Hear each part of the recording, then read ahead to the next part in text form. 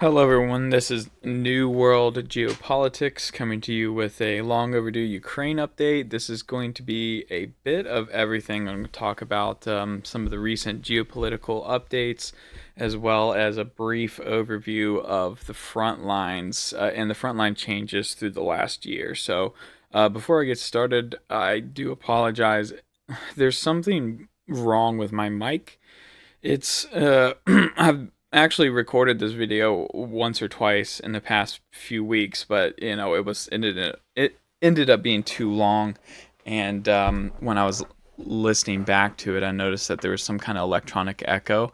Every time I do like a short 1 minute mic test, it's not showing up, but then when I record a longer video, it sounds, it comes in and out. So if you start to hear it, just keep in mind that it's not going to be for the entire video. It's probably going to go away after a minute or two. I don't know what's wrong. If anyone has any ideas for any kind of filters I can put on, audio input capture or something for, I'm using OBS, I would appreciate it. Just post that in the comments. So, some big things have happened with Ukraine recently. Of course, it's impossible to ignore what happened in the White House between Donald Trump and Volodymyr Zelensky. They got into a bit of an argument, which I do have to say, as long as I've been alive, and probably for as long as diplomacy has been televised, I've never seen any kind of public spat to quite that level. Of course, people are taking and very much taking partisan sides on this. A lot of people are very upset with Trump and his treatment of Zelensky, and a lot of other people are very upset with Zelensky. They think he was very disrespectful. This is tough to get into because, yes, Trump and Vance were very much assholes to Zelensky in the meeting. But the way I see it, the whole thing was very much provoked by Zelensky. Now, I will say that for someone like Zelensky, he's obviously very stressed out. His country's been in war for 3 years, and he's clearly very frustrated with the current situation because, Ukraine was receiving a lot of support from America, and now with the recent election and the change of leadership, that support's going away.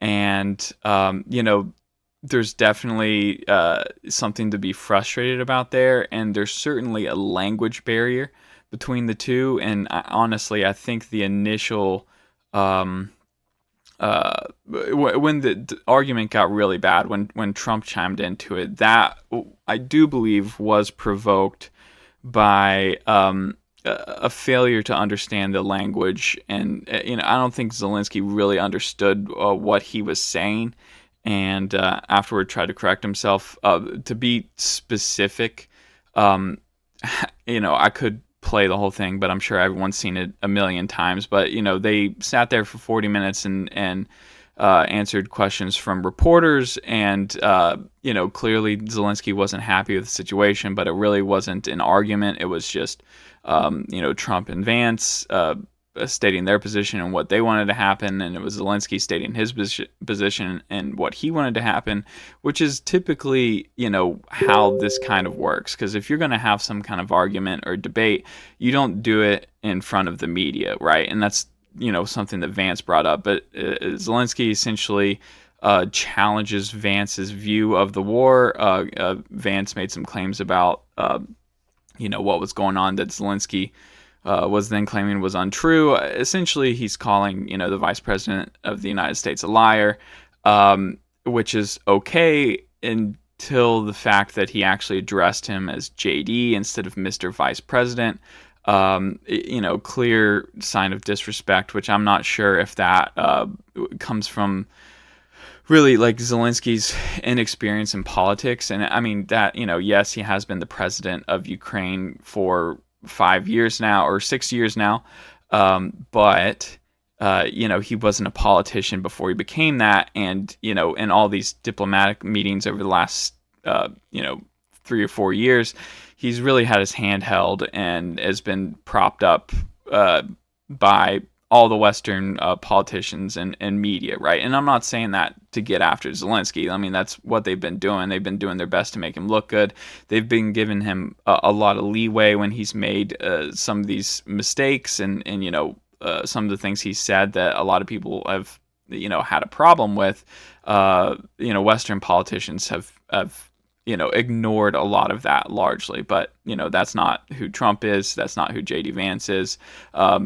They are looking for an end to this conflict, and they have decided that the best way to do that is to sweet talk both sides, which is, typically what you want to do if you're trying to be the mediator in some kind of negotiations, right? Which is a difficult place for the U.S. to be in, because the U.S. clearly over the last several years has taken a direct side in the war. So first of all, the change here is the new Trump government has to convince the Russians in order for the Russians to trust the U.S. to be a fair mediator of the conflict. They have to convince them, like, well, we're no longer partisan. We're not going to take either side. We're not going to be on the Ukrainian side.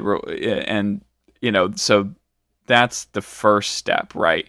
And then after that, you have to be able to get both sides to sit down and talk with each other. So up to this point, despite what the media is saying, there haven't been any negotiations over the conflict between Ukraine and Russia, or Russia and the U.S. There have been initial talks, but keep in mind, these are two great powers that haven't talked to one another in virtually 3 years. So there's a lot more to talk about than just Ukraine. There's, intermediate and short range nuclear missile treaties that both sides,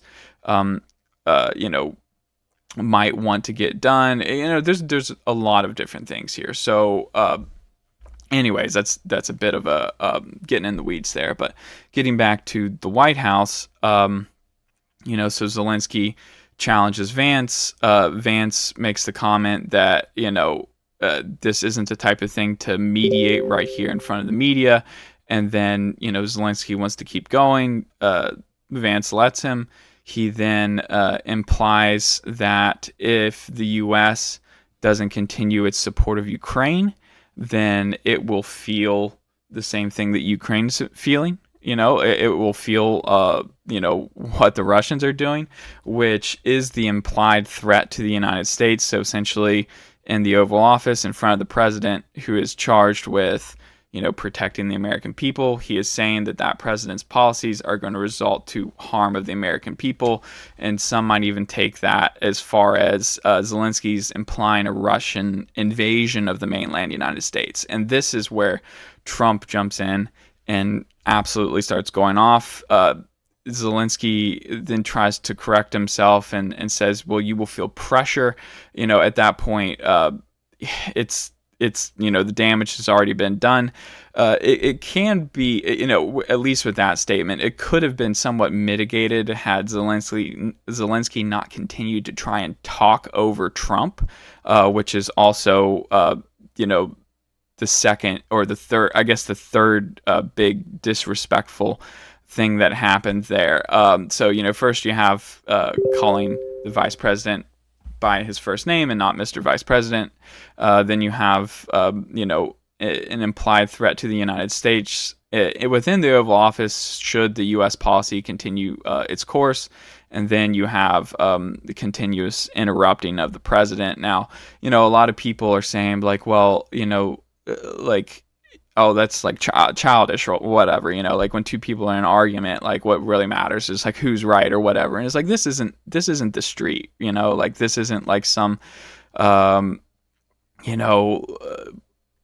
thing or place where you can just like start to hash these things out and get in arguments in front of the media, like you're in a foreign country, sitting in the leader of that country's office, talking to his media. You have to really walk on eggshells. And for the most part, this goes for stepping into the presidential office or palace of any country on the planet. Really, it's to a greater extent when you're doing this with the U.S. I mean, this is the kind of thing that, the Chinese and the Russians in the past and a lot of the countries we don't get along with, they don't even talk to American politicians or diplomats on television in this manner. So, I think, and like I said, like I'm not looking at this as if Zelensky is evil for any of this. I think, I just think he's made a mistake, to put it very, very lightly. So, that has resulted in a chain reaction of things. The Trump administration putting out a statement that they believe that the Ukrainians don't actually want peace. They just want to use U.S. support to negotiate, from a position of strength, and in order to get more concessions over the Russians, and they're signaling that that's not something that this administration wants. This administration just wants an end to the conflict. They don't want to be tied to any kind of security guarantees. They don't want to be tied to anything that could potentially result in a war in the future between the Americans and the Russians. So, I mean, that extends further. I mean, I'm sure you guys keep up with a lot of these different YouTube channels that report on it. I think, the Duran, Alexander Mercurius has said some interesting stuff recently about, French and British peacekeepers on the ground in Ukraine, searching for a U.S. guarantee. I would recommend you listen to him to get his take on that, because it's pretty much the same take I have, and I'm just saying that to save myself some time here in this video. So I can get into a lot of this in more detail later. So before we move on to the front lines, just to cover exactly why the Trump administration is taking this direction now, and why there's issues between America and NATO. It's all budgetary for the U.S. now. The U.S. has gotten to the point where the debt levels are extreme, and not only is the debt an issue, but the deficit is an absolute disaster. Like when you look at U.S. spending, let's see here, this is last year, and you start going down through each one of these categories, it's really hard to find things that the U.S. can comfortably cut without to get rid of this $1.8 billion deficit without having a great deal of pain. And there's going to be kicking and screaming here the whole way down. But, the whole point here is the debt levels might be what they are, and the debt levels aren't, entirely disastrous yet as of this moment. But the real disaster here is the budget deficit. There's not enough money coming in. There's too much money coming out. And there's no easy way to fix this, which means that the U.S. is going to continue to have to borrow every year, which is going to increase the debt and increase the interest. And the further down the road that gets, the more debt stacks up, the higher those interest rates are actually going to be. So this net interest is going to grow faster than what the debt is essentially growing relative to the debt. So what I mean by that is the people that buy U.S. bonds, the deeper we get into debt, the worse the situation looks, and the more it looks like, oh, this is heading towards bankruptcy. Those people aren't going to want to buy those bonds. And not at low interest rates, because they're like, well, it starts to become a risky investment. So then the U.S. has to offer higher and higher interest rates in order to get people to even buy those bonds, so they can take out debt to cover this deficit. And this is essentially a death spiral. If any of you that are familiar with economic terminology, look up death spiral. But yeah, this is a huge problem, and the U.S. is looking for ways to cut spending. Defense of Europe is one of those places they've determined that they can do cuts that won't affect the economic health of the U.S. So, or really the security health of the U.S. Now, this certainly affects the security of Europe, but as you guys can see here, the U.S. is a long way away from both Russia and China, neither of which, realistically have the capacity to even attempt an attack on U.S. sovereign soil. You would need navies. Both countries would need navy 100 times the size of what they currently have. Russia probably needs a merchant marine fleet 1,000 times the size of what they currently have, and China probably would need a merchant marine fleet 5 to 10 times the size of what they currently have in order to pull off, an attack on the mainland United States. So, the U.S. economic interests are protected by, U.S. security. U.S. security interests currently expand across the globe. But as the cost of that goes up and as the debt goes up, those security interests begin to retract because the bang for your buck starts to go down, right? Like, obviously, it would be best for the U.S. It would be a better situation for the U.S. if Ukraine was not part of Russia, right? But how, in terms of percent of our security, how much or how important is Ukraine, right? Like, is Ukraine being independent from Russia, or really we're just talking about the Donbass here, being independent from Russia, more important than, $36 trillion of debt? Most definitely not. So, I mean, the decisions the Trump administration are making are practical from a U.S. standpoint, and that's very unfortunate for people in Ukraine. But that's the reason why this is all happening right now. And there's the thing with Europe is you don't really have to be on Twitter for very long to see it, but there's absolute denial and misunderstanding in Europe over the U.S. debt situation. It's in most of the commentary you're seeing out of Europe about the U.S. Betraying NATO, betraying Ukraine, isn't even considering domestic problems within the U.S. Really, none of it is considering domestic problems within the U.S. and that's kind of the root of the issue in terms of NATO is places like Germany and France and Britain and Poland and Italy are all worried about the U.S. and the U.S. security guarantees and positions within NATO, and they're like, oh my God, the U.S. is turning their back on us. They don't care about us. They don't care about our security. And really, the U.S. is sitting back, and they've been saying for years, or the people that have supported Trump in this most recent election have been saying for years that Europe doesn't care about the U.S. because here you have an economy similar in size to the United States.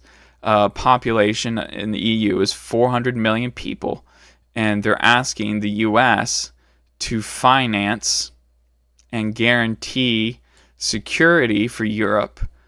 So it's an area or a block with a population of 400 million people asking a country of 300 million people to pay and supply security against a country with 140 million people. We see this in the U.S. and it just doesn't add up. Now, there's a lot more to unpack there, and there's a lot of things happening that I don't agree with, but that's the basics of why the Trump administration is doing what they're doing. So, diving in real quick just to talk about the front lines. Let me see here. I have some.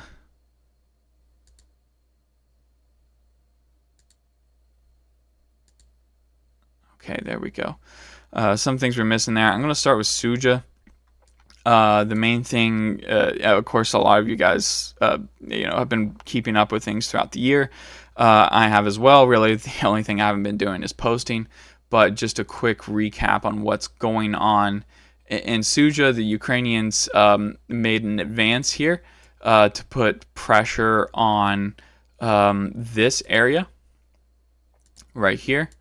This is the Kursk nuclear power plant. It's actually an identical power plant to the one in Chernobyl. I don't think the Ukrainian goal was ever to capture it. It was really to capture enough territory to get some kind of bargaining chip should negotiations end up happening. Initially, the Ukrainians captured 1,000, perhaps even 1,200 square kilometers.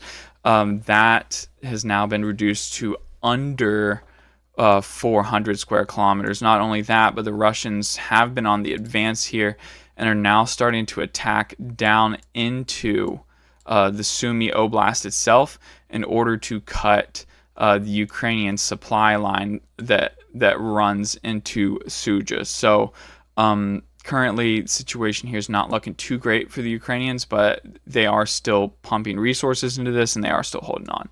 So to talk about Kharkiv area, there's not really much to cover here outside of an update that actually just came in today. The Russians did seize this border checkpoint here, according to Syriac maps, without resistance. So the Russians were able just to kind of walk in here and seize this entire area along the border. This is the Ukrainian border checkpoint. The Russian one, of course, is up here. So that could be some kind of indicator of thinning out of Ukrainian border protection. Now, there have been some recent updates here that I do not have mapped out, but this is North Kupiansk. This is a big problem. The Russians managed to cross the river here, capturing a rather hilly area. Some good defensive positions for the Russians in order to get a bridgehead here. The big concern with this, and I'm going to turn on the roads, is that the Russians continue their advance to cut off these roads north of Kupiansk that connect Kupiansk and Volchansk.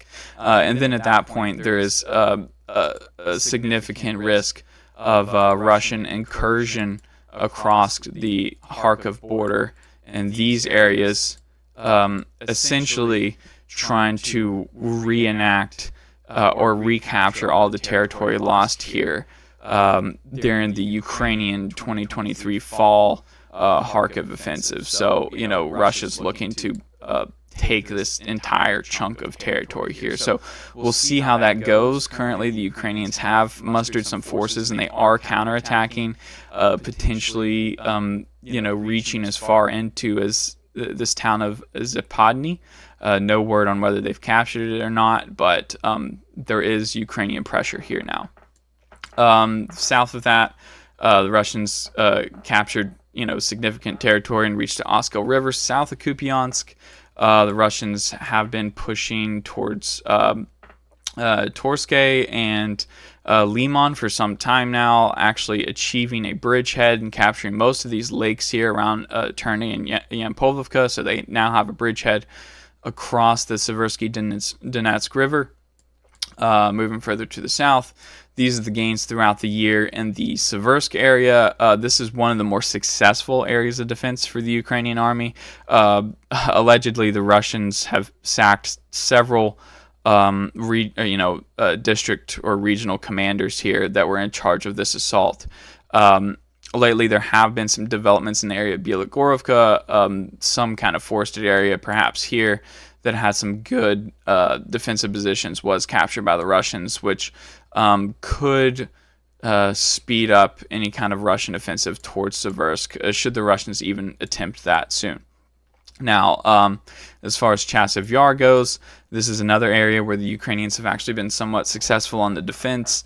Chasiv Yar is probably the longest running continuous battle of the war at this point, a little bit around or slightly over a year now that the Russians have been trying to push in and capture the town. That has almost succeeded. I think it's somewhere around half or over half of the town is now in Russian hands, but the Ukrainians still hanging on in the dense downtown area. Further to the south, Toretsk was at one point completely captured. Ukrainian forces, which I do not have this marked on the map, but I'll go ahead and show you. Ukrainian forces have begun to enter back in through this direction here, as well as through this direction here and here. So what is improperly marked on this map is this hill, this Terrakon here, was never completely captured by the Russians. So the Ukrainians are using this as well as this Terrakon here as kind of cover to move their forces around. So until Russia ends up capturing these two positions, the Battle of Toretsk is likely going to continue, because Ukraine, if the Russians push the Ukrainians out of the urban areas, the Ukrainians can push back in using these locations as cover. So, with that being said, once the battle for Toretsk and Chasiv Yar over, the Russian forces have pushed up here around. This is technically on the Pokrovsk front line, but the Russians are putting pressure on this freeway. Of course, at this point, this road is useless. It's under complete fire control, but this does give the Russians some kind of angle for an assault on Konstantinivka from three directions. So once Toretsk and Chasiv Yar are over, we can expect an assault on Konstantinivka. Pokrovsk, this is by far some of the majority of Russian gains are actually in the southern Donetsk Oblast. So throughout the year, the Russians have achieved around 4,000 square kilometers of captured Ukrainian territory.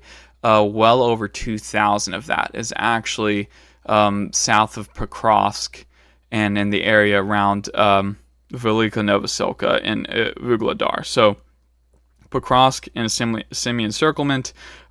This battle right now is coming to a stalemate. Of course, similar to situation in Toretsk, Ukraine is actually managing to counterattack. Quite a number of Ukrainian counterattacks just in the last few days, probably relating to the recent geopolitical situation. Ukraine is trying to, signal and show some kind of strength at the moment, and they do still have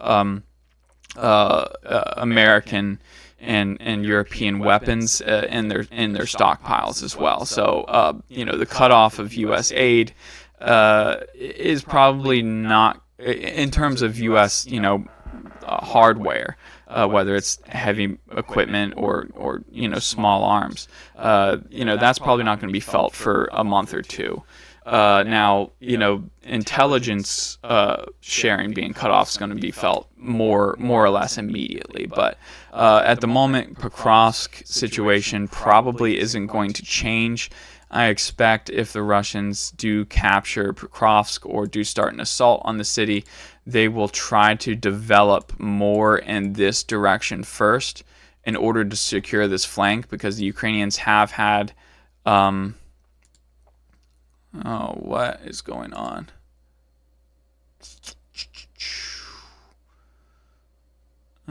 Okay. Let's see here. What do they want me to do? They want me to buy something? I don't get it. Okay, now we're back. So, where was I? Oh, yeah. So, in this area here around Udachny, Ukraine has been counterattacking quite a bit. These lines aren't exactly accurate, and the Russians aren't able to develop into the north any further. So, at this point, the Russians need to start branching out into this area to secure this flank. That way they can start moving north more, maybe cutting this E50 highway. At that point, you can expect some significant Russian assaults on Pokrovsk and Mirnograd. So in the south here, and this is a more recent development that's probably freed up a lot of Russian forces. There was a pocket here around Ulakli, which the perimeter was probably around 40 to 50 kilometers. That's been shortened significantly. So Russians making advances here in the last month, freeing up resources for other places. Now, just a quick summary of this southern area. It's probably been a year since I made an update, but last time I made an update, almost all of this orange territory was under Ukrainian control. The linchpin to all of this was Vuhledar in the south, which I can kind of show you the main point here. What the Russians did was, once they advanced through Novomihailovka, through Konstantinivka and Antonivka, they began to outflank this city, and they were able to capture ground behind Vuhledar. That then, thinned out Ukrainian resources and supplies in the area. Russia then advanced rapidly up through these fields, and Vuhledar was nearly encircled, and Ukrainian forces were, those that could at that point were forced to withdraw, and then that caused a chain reaction that then led to a cauldron around Ulakli, and then the eventual capture of Velika Novosilka. So, outside of that, small advances throughout Zaporizhia, mainly just to completely recapture the gains Ukraine made in their 2023 summer offensive. And then recently we've had some reports of Russian forces attempting to capture islands in the Dnieper area. So the main point that I see here, or the important thing to consider with the frontline changes over the last year, is they have sped up for the Russians. The movement forward for Russian units has increased rather dramatically compared to what it was before, right? I mean, still, most of the territory that the Russians captured in Ukraine, they did it in the first 45 days of the war, and from then it's just been, a couple of Ukrainian counterattacks to grab the areas where Russia was dramatically overextended in, and then small incremental gains for the Russians. But that's sped up in the last year, and one of the main reasons I see, or there's probably several reasons, it seems like Ukraine is having manpower problems, for one. Also, issues with heavy equipment is another big problem. And in terms of the battlefield, the geography, most of, or actually all of the initial 2014 defensive lines that Ukraine had built have now fallen into Russian hands. On top of that, the vast minefields that were behind those lines have also been overcome. So the territory that Russia is entering into now, it certainly has mines, but not to the extent that these places around Vuhledar and Novomihailovka, Krasnogorovka, they were heavily mined. There was millions and millions of mines along this line. Now, in several cases, Russians were advancing so fast, the Ukrainians, their only option was remote mining, so using artillery pieces to launch mines in, which is, kind of spreads them over an area. It's less effective for sure. And then, since the Russians have somewhat slowed down, Ukraine is able to mine up some of these areas to stop tanks. But, the main issue was Russia was pushing through fields, and every assault that they were undertaking, they were losing the first vehicle in every column to a mine, eventually at some point in the assault, maybe several, because once that first vehicle was destroyed, others would start veering off path. And now you have a situation where, if you're looking at some of the footage from the battlefield, it seems like it's becoming more and more rare that vehicles are destroyed by mines. Most of it is artillery, drones, missiles, etc. So, Ukraine is currently at a disadvantage on the front line. We're coming into a point where we will see exactly what the strength of the Russian army is, now that intelligence has been cut off from the Ukrainians, and military support has been cut off from America for the Ukrainians. Obviously Europe's not going to be able to make up for that. Europe can't manufacture heavy equipment at the scale that the U.S. can, and even the U.S., it's questionable if the U.S. is making tanks and IFVs at the same rate that Russia is. And, the main issue for Europe with that is energy, right? Because, a lot of these factories, green energy, um, while it's still energy, just isn't producing at the level, especially in Germany, to really make that much difference in the grid, right? Like, Germany needs coal, it needs gas, it needs oil in order to, open up more energy capacity so they can open up more production, more factories. And that's the point that Germany is at right now. It's like they have the capacity that they have. Probably they can make somewhere around, I don't know, like somewhere north of 100 Leopard 2 tanks a year. I'm not exactly sure. And then, these Lynx IFVs that they're making. There's a new factory in Hungary. There's a factory currently in Germany, but they certainly can't keep up with demand for all the European militaries, much less the Ukrainian military, which reportedly needs 3,000 Lynx IFVs in order to fully equip all of their units on the front line. So that's a 3,000 infantry fighting vehicle shortfall that Ukraine is currently dealing with now. If you want some more insight into the situation in Ukraine. So Europe is not going to make up for it. So right now at this point, in terms of looking at this from the Russian perspective, the Russians are like, well, the Ukrainians don't want to negotiate. They want to keep fighting.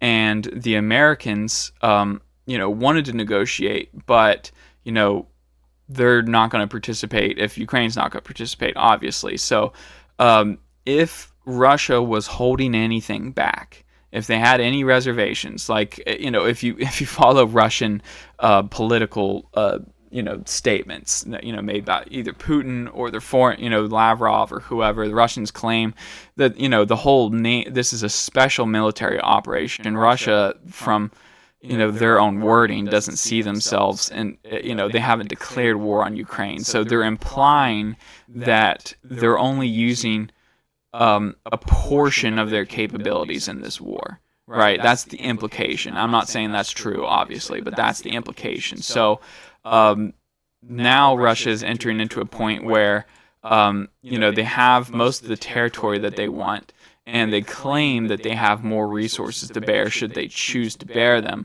So they're going to be confronted with the decision of, like, well, do we launch a larger attack against Ukraine in order to force them into to the table?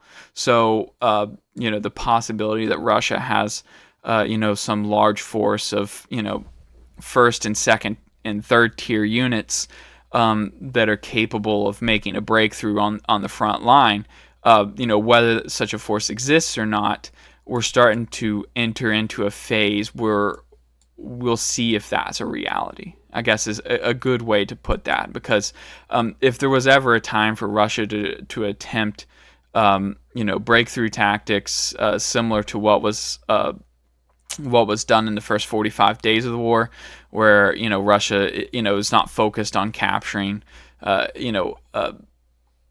occupying a particular land or region in general, but their focus is to get in behind Ukrainian lines and force mass routes and retreats of the Ukrainian army. The time for that would be the next 2 or 3 months. So we'll see. In that time period, Russia very well just might completely focus on Donetsk and try to settle with the territory that they have once they have Kramatorsk. There could be a larger assault into northern Ukraine to try and encircle Kharkiv. What I find to be much less likely, but still within the realm of possibility, is a Russian river crossing in order to try and get at Kherson, Mykolaiv, with the main goal of Odessa as well. So I find that to be less likely than some kind of assault towards perhaps Zaporizhia or to the west of Kharkiv somewhere. But we'll see. That's a lot of speculation, but we'll see. So, all right, guys, that's it for me now. I'm going to get into get into the weeds some more on some of these other topics in another video, like the U.S. debt situation. certainly needs a video of its own to address that, because I mean, there's going to be a lot of debate about these things, but it's a very, very complex issue, and it's hard to get that out in 4 or 5 minutes, right? It's gonna need 20, 30 minutes on its own. And then, in the future, hopefully I can get some more videos about the geopolitical situation, the possibilities of changes in the NATO alliance, and things like that. All right, guys, thanks for watching. Until next time.